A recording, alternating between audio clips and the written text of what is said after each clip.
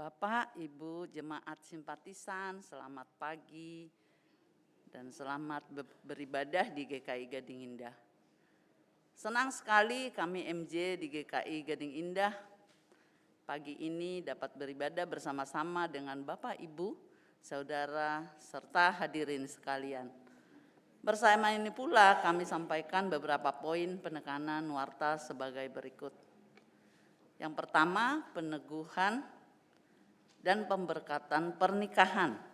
Akan dilayankan kebaktian peneguhan dan pemberkatan pernikahan atas diri Saudara Yosua, anggota GKI Gading Indah, dengan Saudari Felita Oktaviani, anggota GKI Bekasi Timur, pada Sabtu 20 Januari 2024 dilayani oleh GKI Gading Indah. Tata cara dan masa aprobasi dapat dilihat pada warta jemaat online. Kedua, kebaktian tutup tahun dan awal tahun. Kebaktian tutup tahun akan diselenggarakan pada hari Minggu, hari ini tanggal 31 Desember 2023 pukul 17 di GKI Gading Indah dengan tema Mataku Telah Melihat Keselamatan, dilayani oleh Penatua Ana Nur Aini, SSI, Teolog. Kebaktian awal tahun 2024 akan diselenggarakan pada hari Senin 1 Januari 2024 di GKI Gading Indah pukul 9.00 dengan tema Melangkah dengan Pasti, pelayanan firman Pendeta Emeritus Swatami Suteja. Ketiga, perjamuan kudus akan dilaksanakan di 3 kebaktian pukul 6.30, 9.00, 17.00 pada hari Minggu 7 Januari 2024 dengan tema Dikasihi dengan Berkenan kepada Allah, dilayani oleh Pendeta Stira Budi Purwoswito. Akan dilayani juga pelayanan perjamuan kudus rumahan pada hari Selasa 9 Januari 2024 dengan lokasi di rumah atau rumah sakit. Pelayanan ini diberikan bagi umat yang karena kelemahan fisik tidak dapat hadir dalam kebaktian Minggu 7 Januari 2024, baik secara online dan onsite dan telah CD ataupun baptis dewasa. Bagi jemaat yang membutuhkan dapat menghubungi kantor TU GKI Gading Indah atau Majelis Jemaat paling lambat 7 Januari 2024 pukul 12. Keempat, Majelis Jemaat GKI Gading Indah mengingatkan agar jemaat dan simpatisan yang kurang sehat, batuk atau pilek atau flu atau demam agar menjaga protokol kesehatan dengan selalu memakai masker apabila sedang beribadah atau beraktivitas di lingkungan gereja. Kelima, Bina Pranikah. GKI Klasis Jakarta Timur mengadakan Bina Pranikah yang akan dilaksanakan pada Sabtu 27 Januari 2024 dan 3 Februari 2024 secara onsite di GKI Cipinang Elok.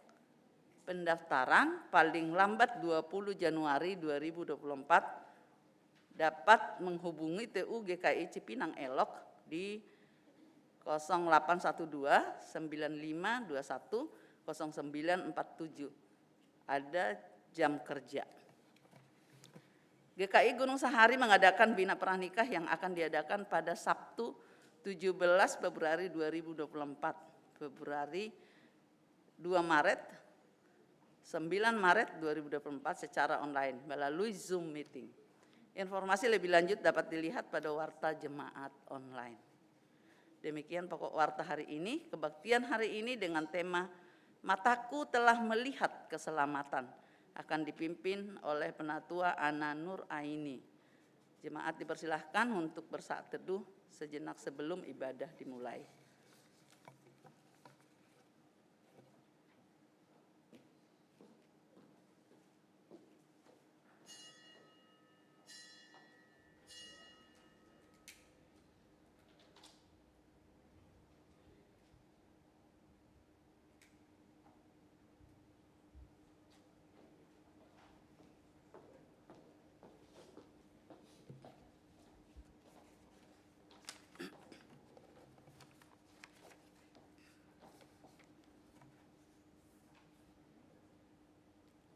umat yang terkasih. Selamat hari Minggu. Telah lahir Yesus Kristus, sang terang dunia. Terang itu menyinari setiap ruang gelap dalam hidup kita. Terang itu membawa damai bagi hidup kita. Marilah kita nyatakan syukur dengan bersorak-sorai menyanyikan Siapa Gerangan Sang Raja.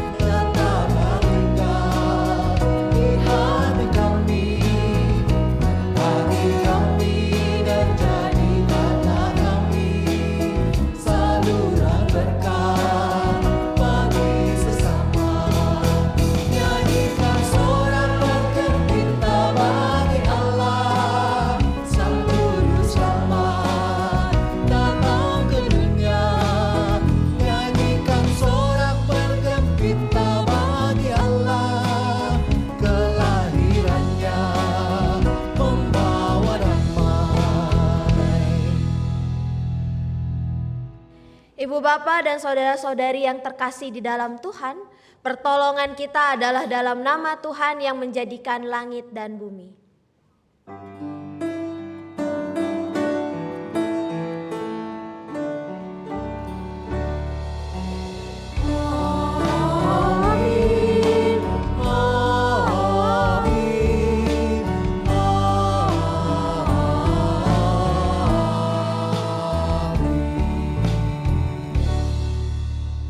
Tuhan beserta saudara.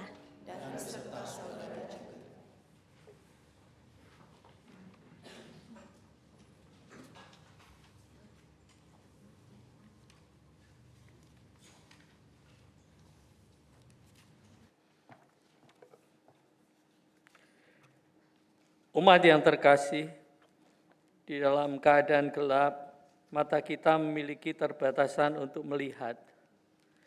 Demikian juga dengan mata iman kita. Dalam kegelapan dosa, manusia memiliki keterbatasan untuk melihat penyertaan Allah. Oleh sebab itu, Ia menghadirkan anaknya yang sang terang dunia, agar kita mampu melihat terang. Bagaimanakah dengan kehidupan kita selama ini? Sudahkah kita sungguh-sungguh melihat terang itu? Atau justru kita enggan untuk membuka mata dan nyaman terdiam dalam ruang gelap kita?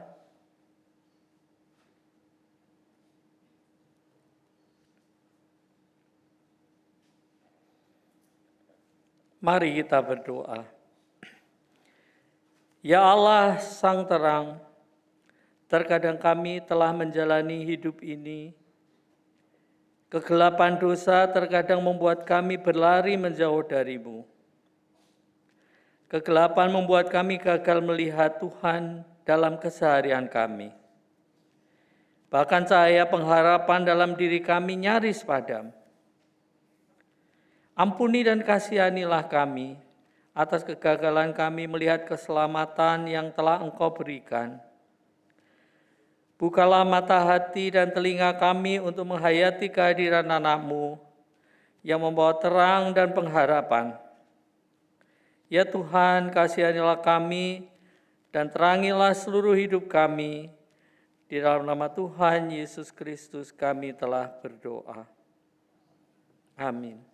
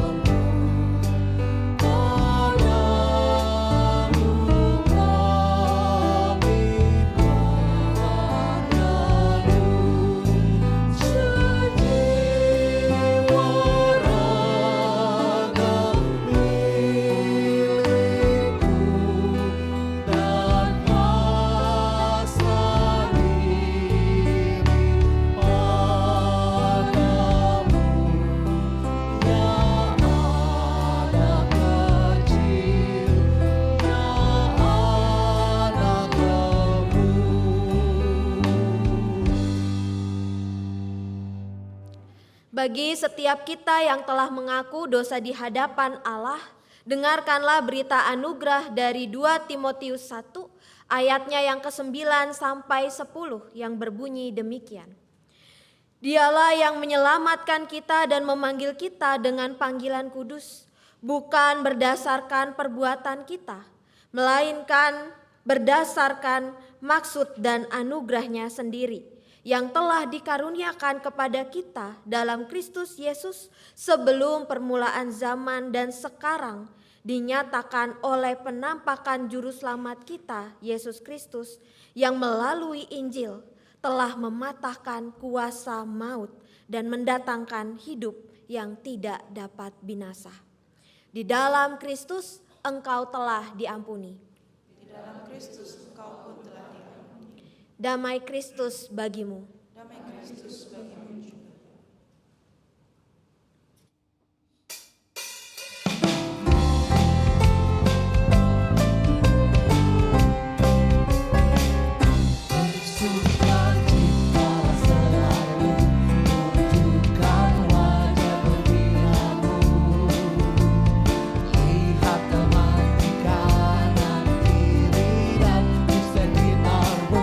Berikan salam damai.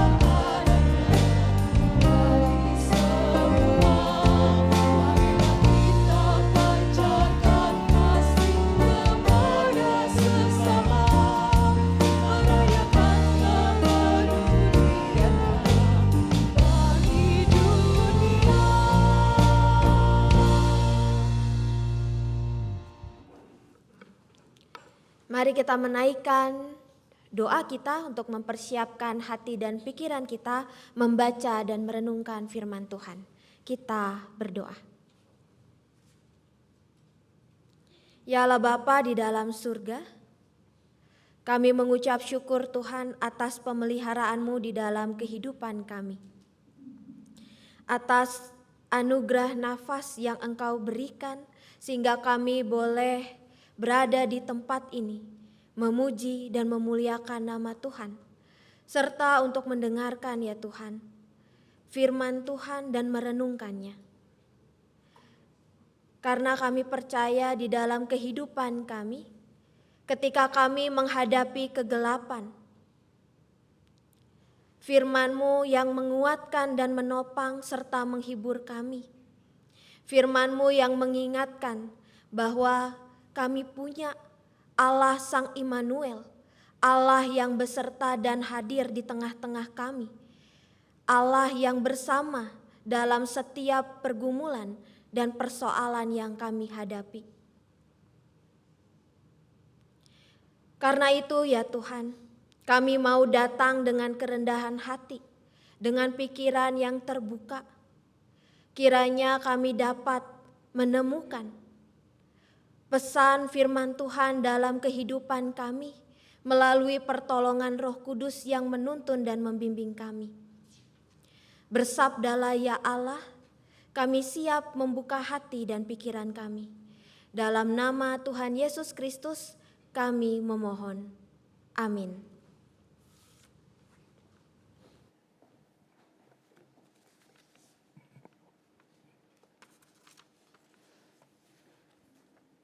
Bacaan pertama. Bacaan diambil dari kitab Yesaya 61 ayat 10 sampai 62 ayat 3.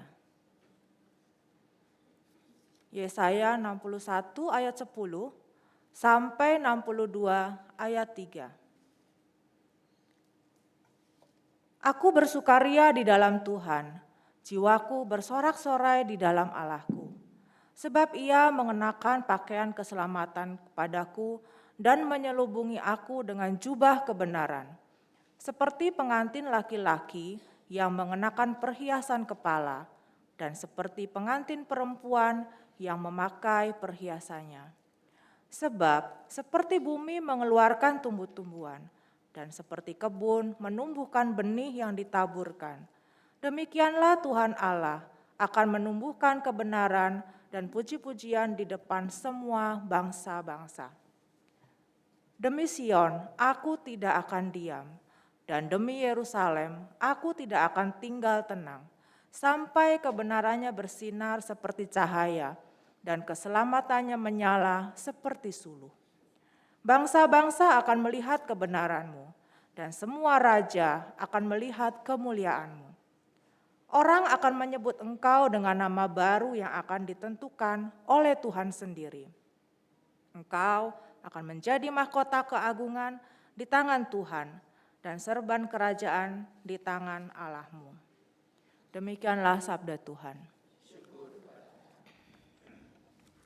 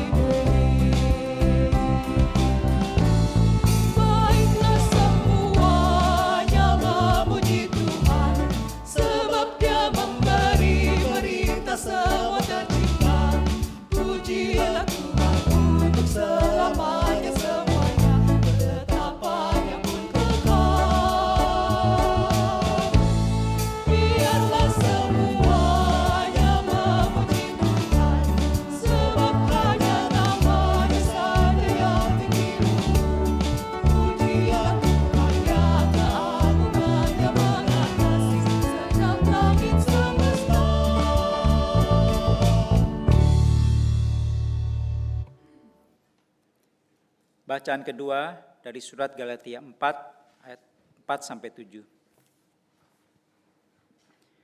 Namun setelah genap waktunya, Allah mengutus anaknya yang lahir dari seorang perempuan dan takluk kepada hukum Taurat.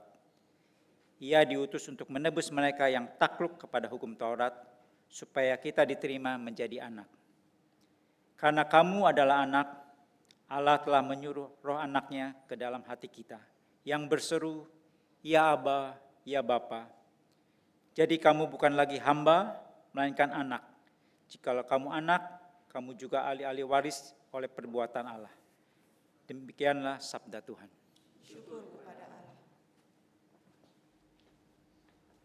Pembacaan Injil Tuhan kita Yesus Kristus menurut Lukas 2 ayatnya yang ke-22 sampai 40. Injil Lukas pasalnya yang kedua ayatnya yang ke-22 sampai 40.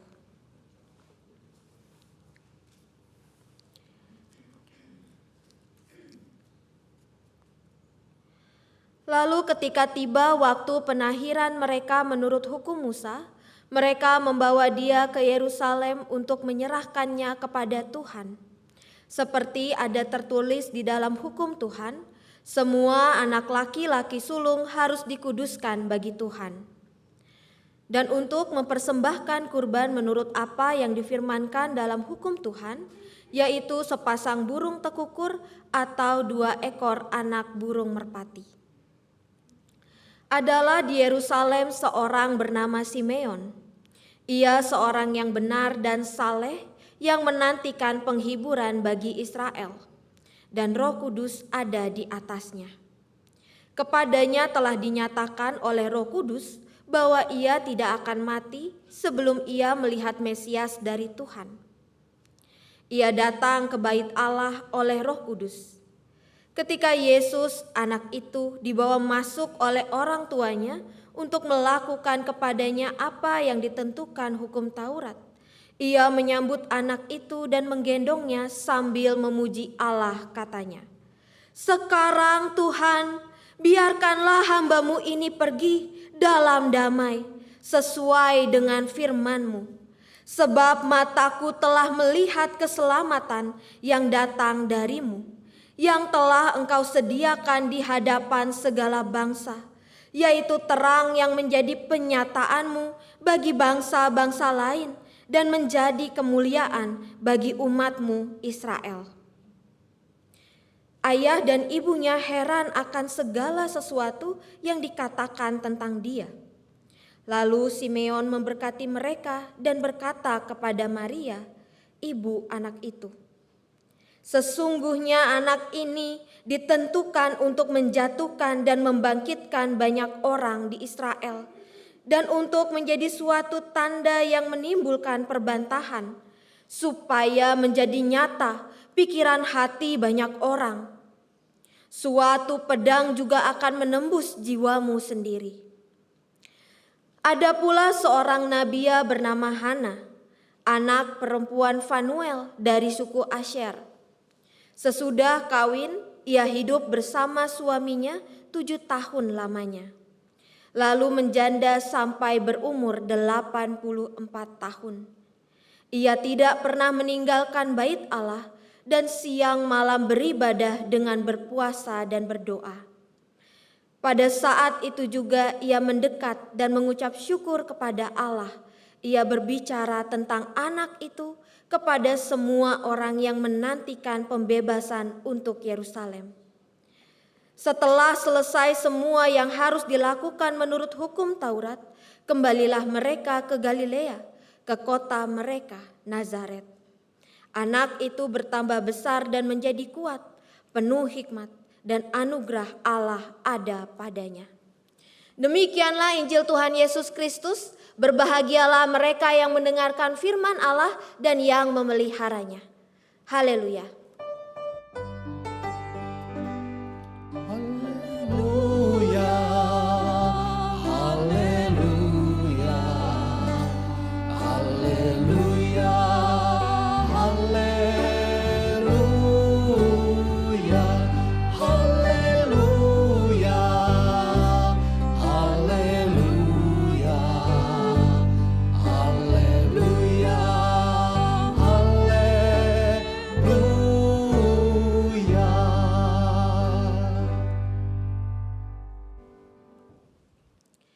Ibu bapak, tahun baru semakin mendekat, tinggal menghitung jam, tapi jarak kita semakin jauh karena kosongnya bangku-bangku yang ada di depan.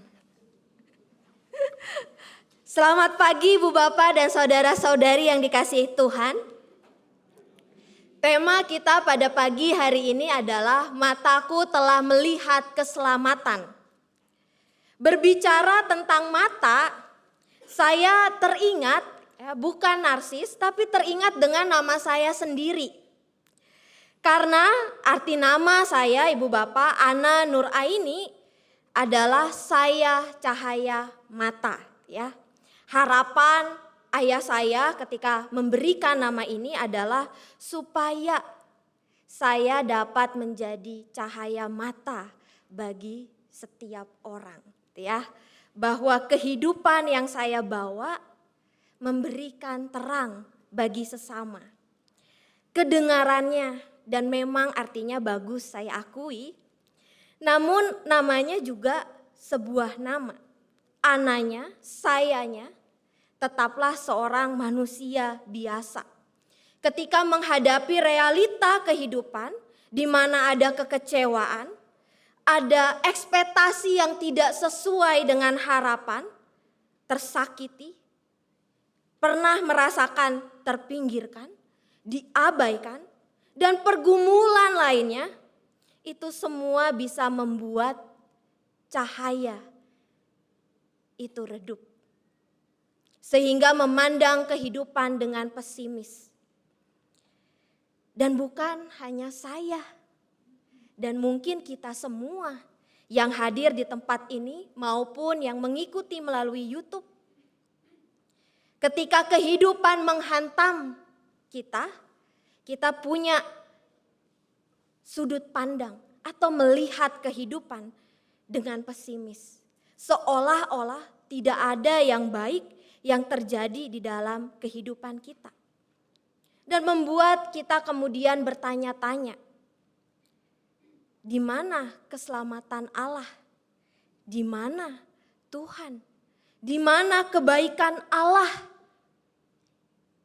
Sang Immanuel. Dan karena itulah Ibu Bapak dan saudara-saudari, dalam momentum Natal saat ini kita bersama-sama berupaya menghayati kehidupan dengan berkaca dari sudut pandang Simeon dan Hana. Dua tokoh yang tidak banyak disebutkan di dalam Alkitab. Dua tokoh yang dikenal oleh beberapa penafsir sebagai dua tokoh yang senyap. Siapa Simeon? Lukas mencatat dia adalah orang benar, saleh yang menantikan penghiburan bagi bangsa Israel. Tidak banyak keterangan tentang Simeon. Namun seorang penafsir bernama Matthew Henry dia mengatakan bahwa Simeon itu merupakan anak dari guru besar sekolah tinggi teologi Yahudi bernama Hillel. Ayahnya adalah ayah yang luar biasa.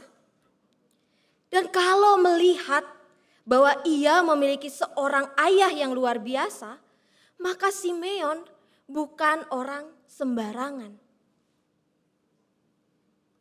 Menariknya Ibu Bapak, bahwa sekalipun ia mempunyai seorang ayah yang luar biasa itu, keturunan Hillel, imam yang dihormati, punya pengaruh, Simeon tampaknya punya konsep tentang Mesias yang berbeda dengan para ahli lainnya. Perlu kita pahami bersama-sama bahwa ketika atau sejak bangsa Israel mengalami masa sulit, setelah masa pembuangan, harapan akan Mesias yang datang timbul dan tenggelam. Nanti muncul lalu tenggelam, lalu timbul lagi, lalu tenggelam lagi. Dan sebab itu muncul konsep mesianik yang kemudian beragam. Konsep-konsep Mesias yang dinantikan, yang diharapkan hadir dan datang di tengah-tengah mereka. Misalnya saja bangsa Israel. Mereka berharap bahwa Mesias yang akan datang adalah Mesias yang menaklukkan raja-raja.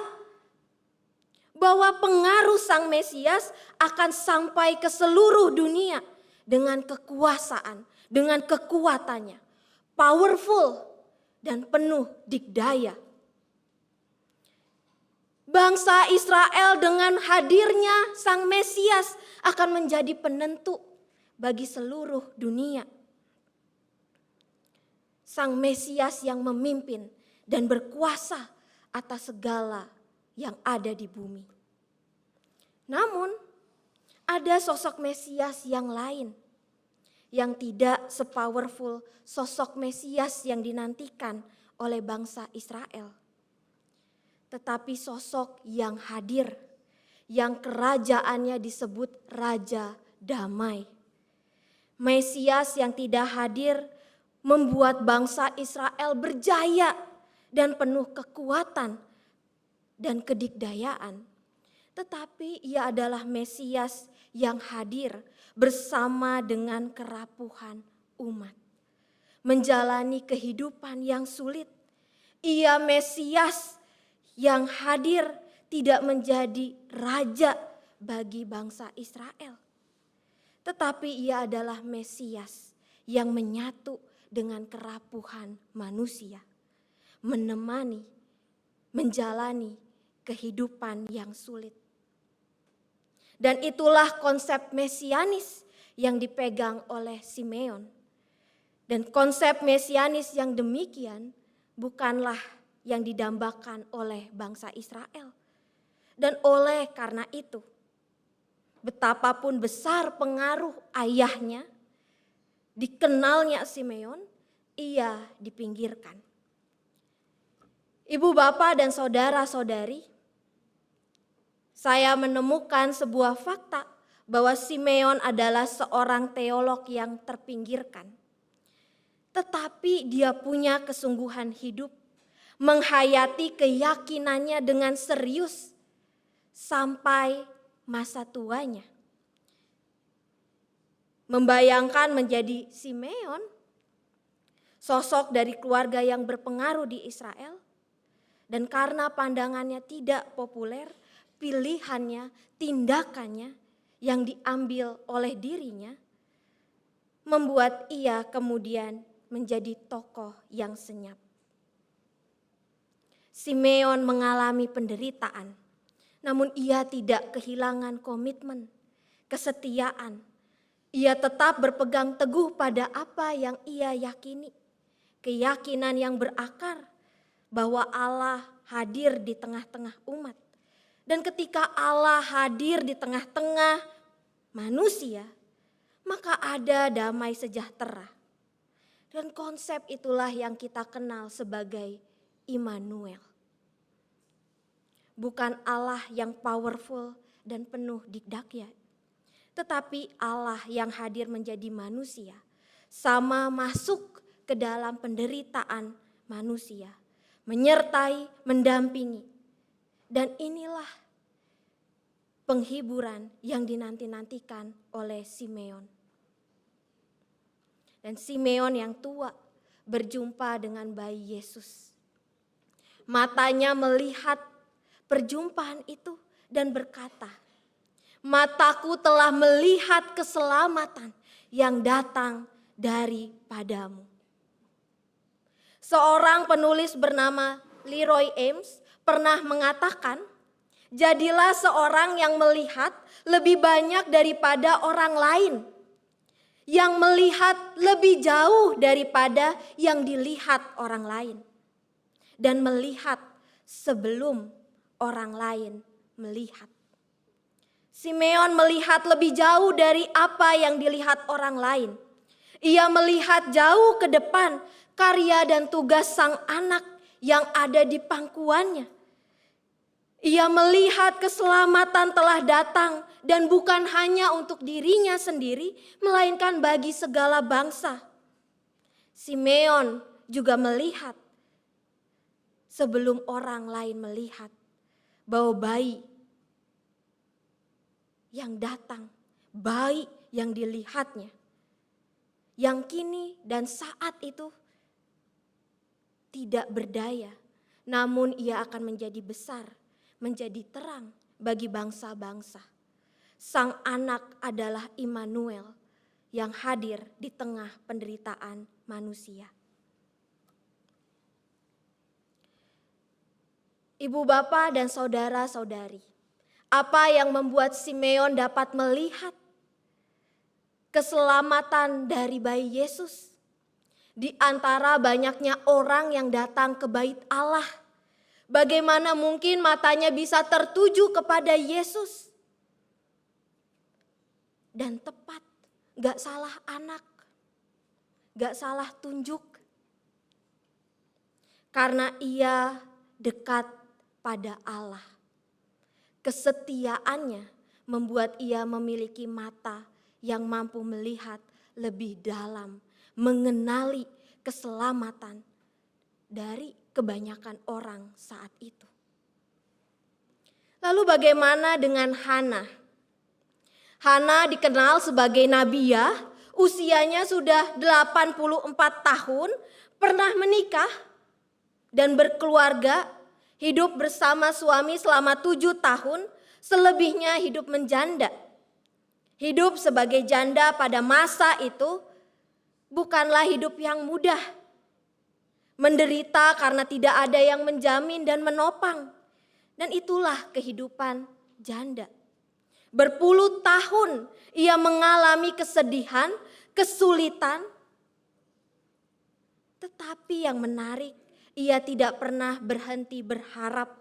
Tidak pernah meninggalkan persekutuan dengan Tuhan.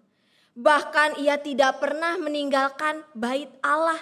Yang dilakukannya adalah berpuasa dan berdoa.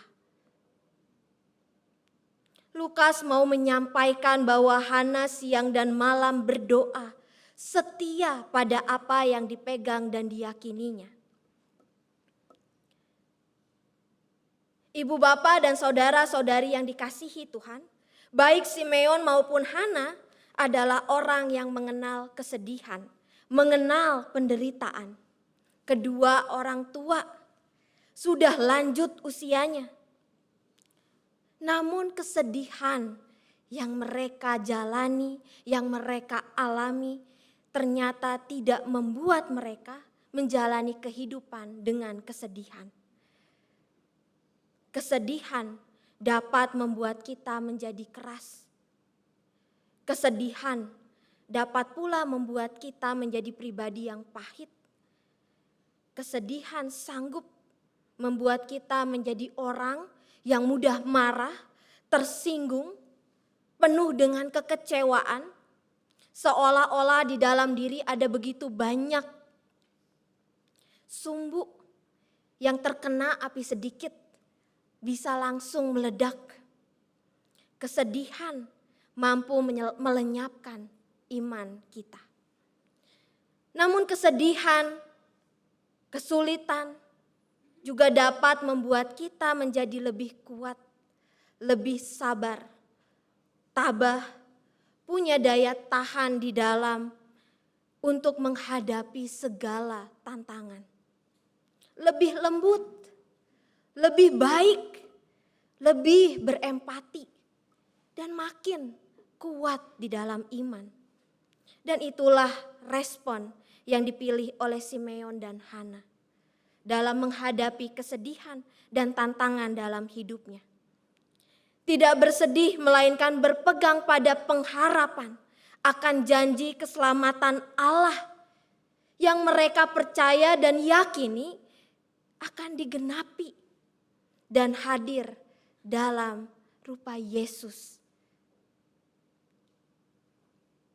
Keselamatan yang tidak serta-merta melepaskan mereka dari berbagai persoalan kehidupan, melainkan keselamatan bahwa Allah hadir menyatu dengan kerapuhan dan penderitaan manusia.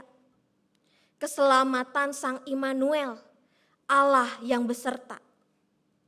Persoalannya gak hilang, masih ada banyak, tapi kehadiran Allah memampukan untuk melewati berbagai persoalan itu. Kehadiran Tuhan yang menyertai, mendampingi, menopang dengan kita yang rapuh. Simeon dan Hana pernah dipinggirkan oleh kehidupan, tidak dianggap, diliputi kesedihan, namun tidak pernah berhenti berjuang dan berharap. Oleh karena itu, keduanya dicatat di dalam Alkitab sebagai orang baik, orang saleh, dan orang benar. Hidupnya tetap berkembang dan bertumbuh di tengah pergumulan. Dan Hana disebut sebagai orang yang tak henti-henti berdoa. Di akhir, ibu bapak, bahkan di awal ketika Simeon melihat bayi Yesus, yang dikatakannya adalah, biarlah aku pergi dalam damai sejahtera, karena kalau toh aku akan mati dengan bahagia, karena mataku telah melihat keselamatan dari Allah. Ia hadir, ia terlibat dalam kehidupan kita. Mungkin kita pernah atau sedang merasa menjadi pribadi yang paling menderita di tengah dunia ini. Mungkin ibu bapak pernah seperti saya yang melihat kehidupan dengan pesimis, seolah tidak ada yang baik terjadi dalam hidup ini. Merasa disingkirkan, terpinggirkan dan tidak dianggap. Simeon dan Hana pernah mengalaminya.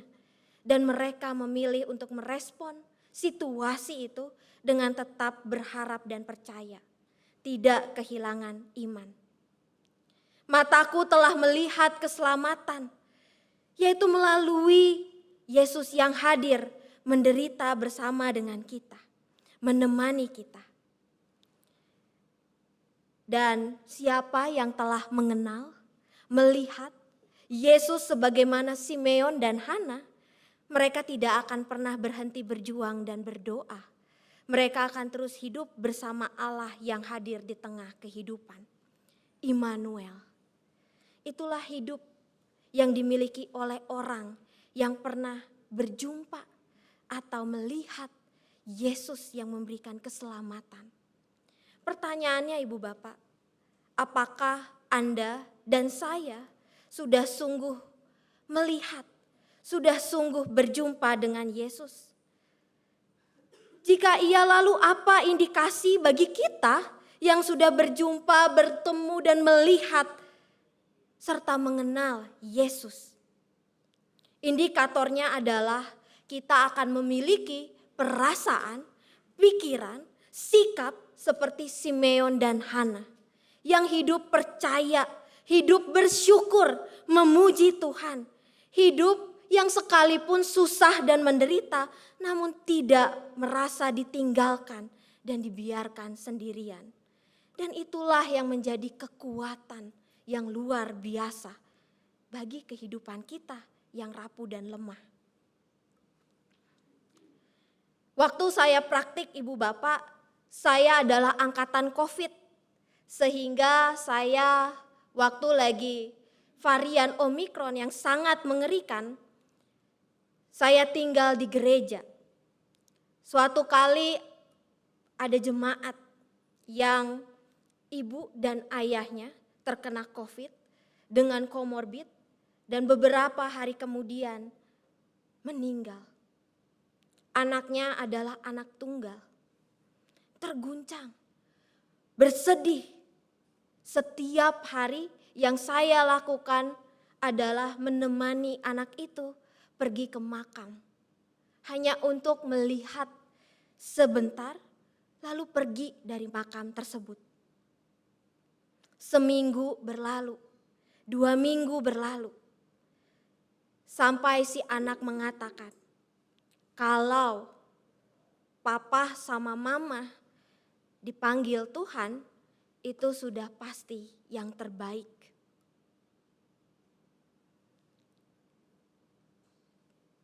Pengakuan yang membuat hati bergetar. Di tengah penderitaan, kesedihan, namun ia menemukan kekuatan dengan mengatakan dan percaya itu yang terbaik dan bahwa Tuhan tetap beserta dengan dia. Mereka yang telah melihat Yesus menjalani hidup dengan kekuatan dari Tuhan. Bukan karena hidup itu mudah atau karena kita kuat dan gagah, namun karena kita percaya Natal adalah Allah yang hadir bersama dengan kita. Natal adalah Immanuel. Allah tidak membiarkan kita sendirian.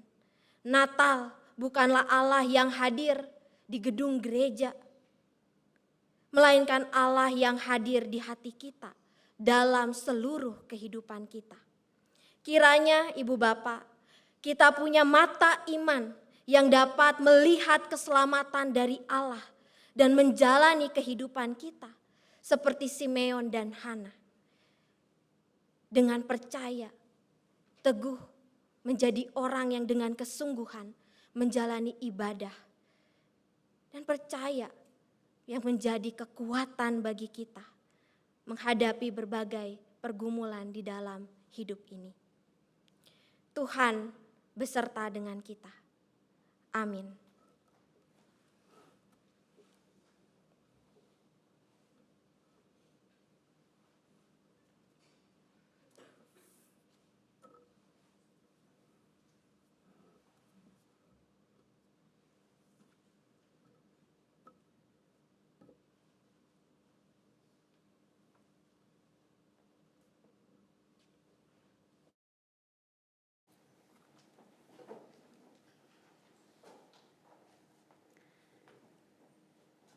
Marilah kita bersama dengan umat Allah di masa lalu, masa kini, dan masa depan, mengingat janji baptisan kita dengan mengikrarkan pengakuan iman rasuli.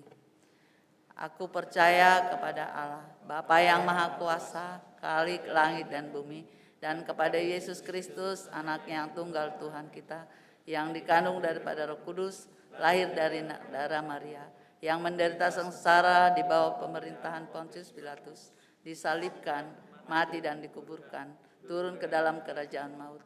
Pada hari yang ketiga, bangkit pula dari antara orang mati, naik ke surga, duduk sebelah kanan Allah, Bapa yang Maha Kuasa, dan dari sana ia akan datang untuk menghakimi orang yang hidup dan yang mati. Aku percaya kepada Roh Kudus, gereja yang kudus dan persekutuan orang kudus, pengampunan dosa, kebangkitan orang mati, dan hidup yang kekal. Amin.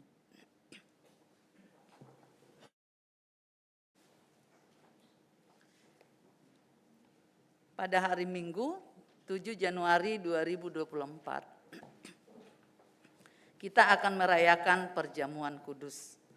Untuk menyambut dan ikut serta dalam perayaan itu, marilah kita mempersiapkan diri bersama-sama. Pertama, pada perjamuan malam terakhir, Kristus menghendaki kita merayakan perjamuan kudus untuk mengenangnya. Mengenang Kristus berarti mengalami kehadirannya seperti murid-muridnya dahulu mengalami kehadirannya bersama mereka. Mengenang Kristus juga berarti menyadari secara pribadi seluruh kehidupan Kristus yang diberikannya bagi keselamatan dunia. Sejak ia lahir, melayani, menderita sengsara, mati, dibangkitkan, dan dimuliakan di surga. Marilah kita merenungkan, apakah saudara benar-benar rindu untuk berjumpa secara pribadi dengan Kristus, untuk mengalami kasih, kuasa, dan kebenarannya yang membaharui hidup saudara? Apakah saudara menghayati bahwa seluruh kehidupan dan karya Kristus, yaitu kelahirannya, pelayanannya, penderitaannya, kematiannya, kebangkitannya, kenaikannya ke surga, sampai dengan kedatangannya kembali, terkait erat dengan kehidupan saudara?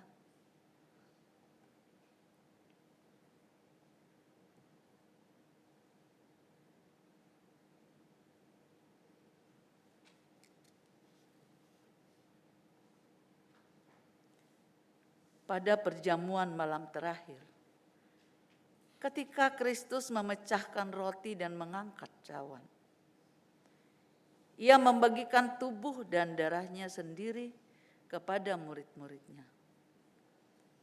Menerima tubuh dan darahnya berarti dipersatukan dengan Kristus, sehingga ia menjadi kepala dan kita tubuhnya. Menerima tubuh dan darahnya berarti dipersatukan dengan semua orang yang menerimanya, juga menjadi satu tubuh dan satu roh. Marilah kita merenungkan. Apakah saudara menghayati bahwa Kristus adalah kepala seluruh kehidupan saudara dalam hidup berjemaat dan bermasyarakat, dalam keluarga dan pekerjaan saudara? Apakah saudara menghayati bahwa saudara adalah anggota tubuh Kristus yang saling mengasihi seorang terhadap yang lain?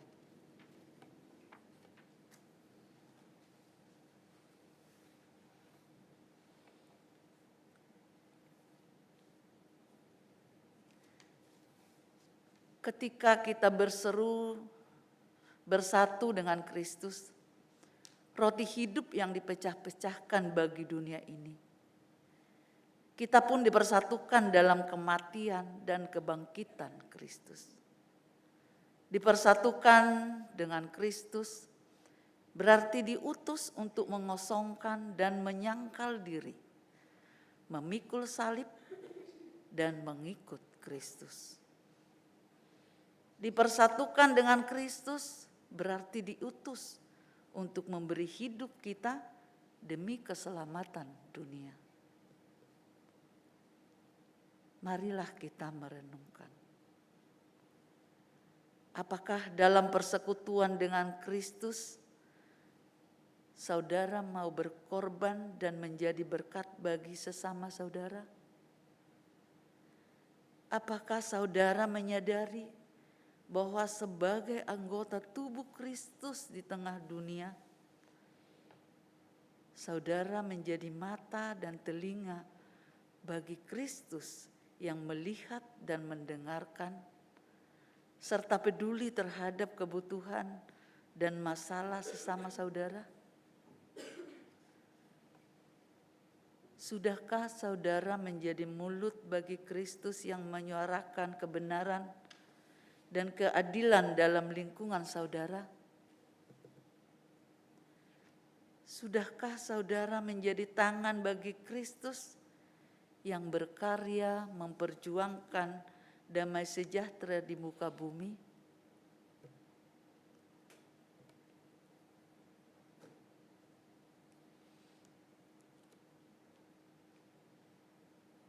Kiranya Roh Kudus menolong kita semua dalam mempersiapkan diri untuk merayakan perjamuan kudus mendatang pada hari Minggu 7 Januari 2024 yang akan datang.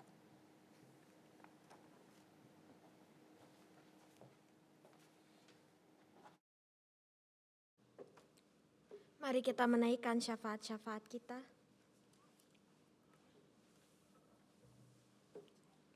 Kita bersatu di dalam doa.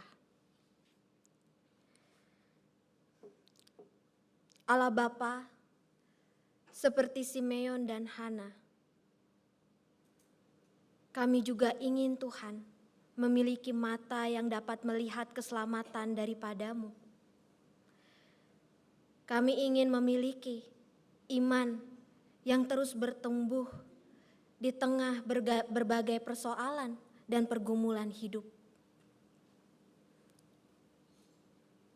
Ajarlah kami ya Tuhan, melalui tuntunan Roh Kudus, agar kami memiliki ketaatan, kesalehan, hidup di dalam kebenaran-Mu, seperti Simeon dan Hana.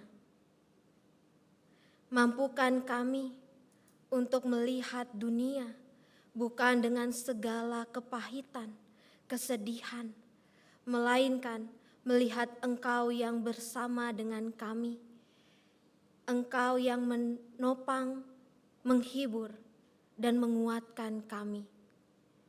sehingga mata kami boleh terus memandang kepadamu, melihat keselamatan yang datang daripadamu, dan menjalani hari-hari kami dengan penuh ungkapan syukur, dengan sukacita yang tidak dapat direnggut oleh berbagai persoalan hidup ini.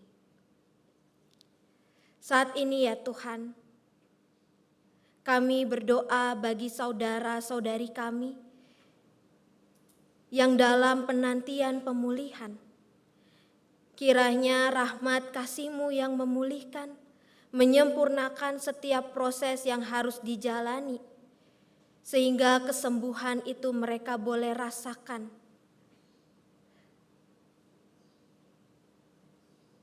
Dan kiranya hanya oleh kasih-Mu ya Tuhan, mereka mendapatkan kekuatan untuk terus berjuang dan berharap di tengah-tengah kelemahan tubuh yang mereka alami. Kami akan menutup tahun 2023 ini Tuhan, dalam ibadah tutup tahun dan menyongsong tahun baru dengan ibadah tahun baru. Kiranya melalui ibadah yang akan kami lakukan bersama-sama, di dalam persekutuan dengan orang-orang percaya, semakin nyata kasih-Mu di dalam kehidupan kami. Bahwa kami tidak berjalan sendirian, melainkan bersama-sama sebagai sebuah gereja untuk mensyukuri tahun yang akan berakhir, setiap peristiwa yang kami lalui, namun juga menyongsong hari depan yang masih Engkau pimpin dan bimbing. Berkati setiap persiapan untuk ibadah tutup tahun dan tahun baru ya Tuhan. Kiranya kami boleh semakin menghayati Engkau di dalam kehidupan kami melalui ibadah yang kami jalankan bersama-sama dengan kesungguhan hati untuk mengenal-Mu, dekat dengan-Mu. Dan kiranya ya Tuhan, melalui sakramen perjamuan kudus yang akan diadakan tanggal 7 Januari dan perjamuan kudus rumahan yang akan dilakukan 9 Januari,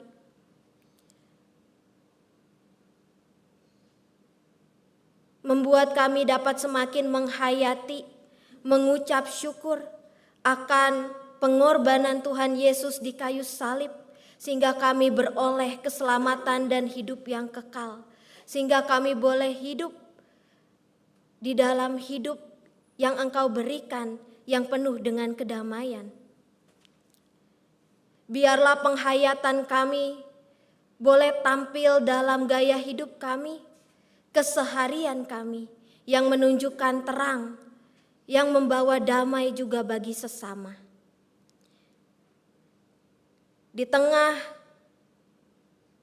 tahun politik, persiapan untuk pemilu tahun 2024 nanti ya Tuhan, kami juga berdoa kiranya rahmat kasih-Mu yang mendamaikan situasi bangsa dan negara kami. Kiranya bagi para pemimpin yang mencalonkan diri sebagai pemimpin dan wakil-wakilnya, Tuhan berilah mereka hati yang mau mengenal Engkau, yang mau memberikan dirinya untuk mengabdi kepada bangsa dan negara, untuk membawa damai, untuk membawa kesejahteraan, keadilan. Dan biarlah kerinduan itu yang ada di dalam hati mereka, dan menjadikan mereka pemimpin-pemimpin yang bukan hanya bijaksana namun takut akan Engkau, yang mampu menjalankan mandat daripadamu sebagai pemimpin bangsa kami. Kami juga berdoa untuk perdamaian dunia. Di tengah banyaknya peperangan yang terjadi, Tuhan, kiranya damai-Mu nyata di tengah-tengah dunia melalui setiap kehadiran kami. yang juga menyatakan damai di tengah-tengah keluarga, lingkungan, masyarakat. Biarlah kami bersama-sama ya Tuhan dapat terus mewujudkan kerajaan-Mu di tengah dunia melalui kekuatan yang datang daripada-Mu. Dan dalam semua pergumulan di dalam kehidupan ini yang tidak mampu kami ucapkan, namun kami percaya Engkau mendengar dan mengetahui segala kerinduan, ketakutan, kecemasan kami. Biarlah Engkau juga yang menjawab setiap doa kami. Dan mari kita menyanyikan sebuah doa yang diajarkan Sang Mesias.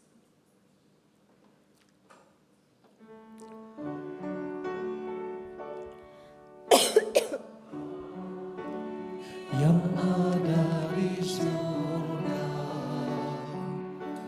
dikuduskanlah nama-Mu, datanglah kerajaan-Mu, jadilah kehendak-Mu di bumi seperti di surga. Beri kami hari ini makanan yang secukupnya. Ampuni salah kami seperti kami ampuni yang bersalah pada kami. Jangan bawa kami dalam pencobaan, melainkan lepaskan kami dari yang jahat.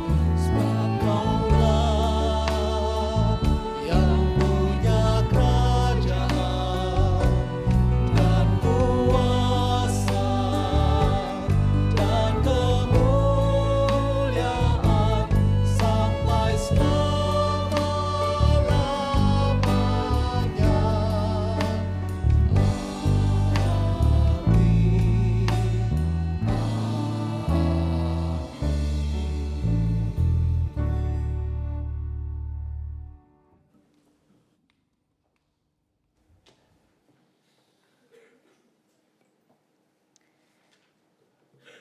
Marilah kita mengungkapkan syukur kepada Tuhan.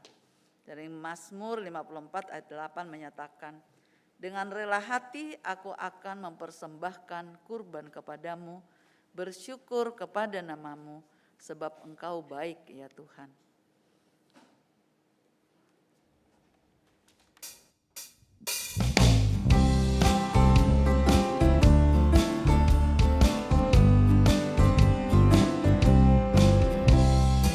Anak domba itu rumpanya, balungan hewan ketidurannya, lahir dari Bunda Maria, Pangeran Maha Mulia.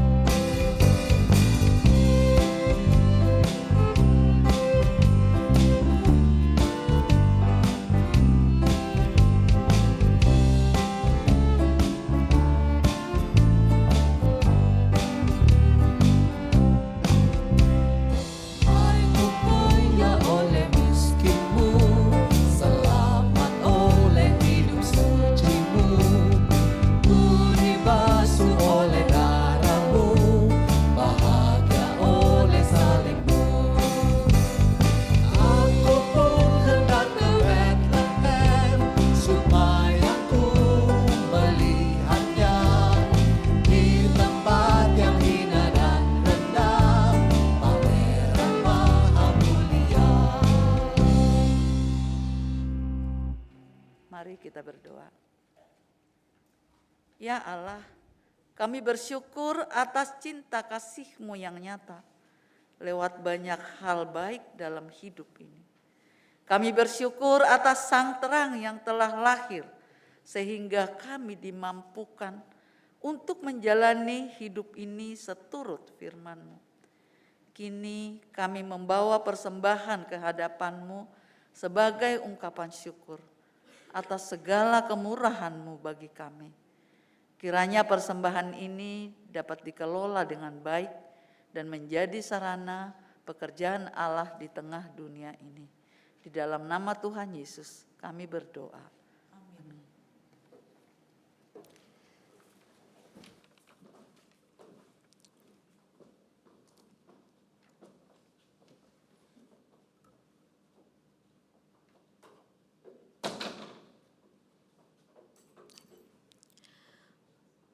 Umat yang terkasih, kita telah melihat sang terang yang memandu mata iman kita. Oleh sebab itu, marilah kita melanjutkan kehidupan dengan penuh syukur bersama Sang Juru Selamat.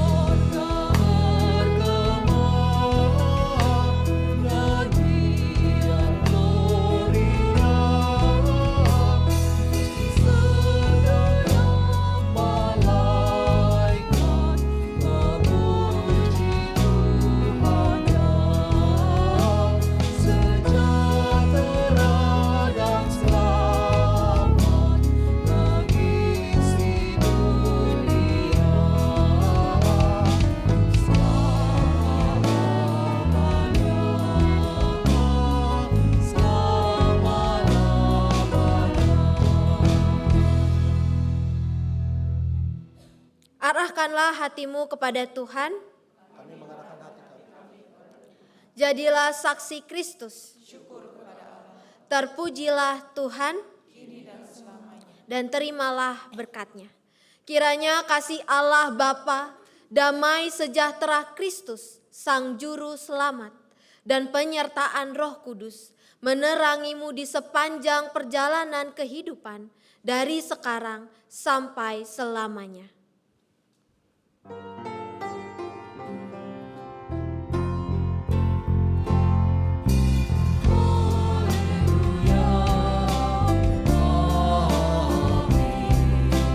Haleluya.